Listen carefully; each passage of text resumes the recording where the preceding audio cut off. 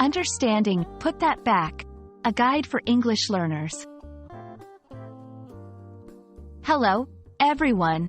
Today, we're going to explore the phrase, put that back.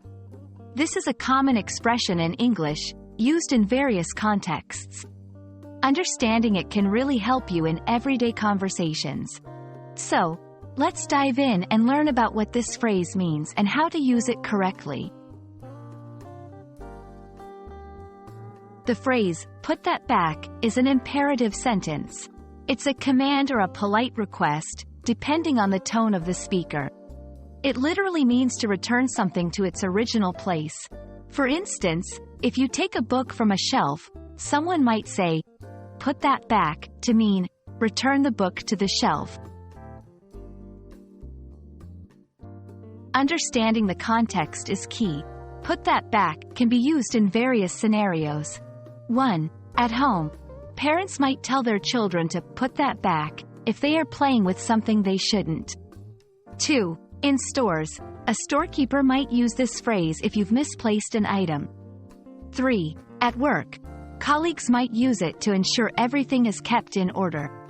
In each context, the meaning is the same, but the tone and formality can vary. The tone in which, put that back, is said changes its impact. Firm tone can sound like a strict order. Gentle tone, more like a polite request. Adding words like, please, can make it more polite. For example, please put that back. Non-native speakers might confuse, put that back, with similar phrases. Remember, it specifically refers to returning something to its original place.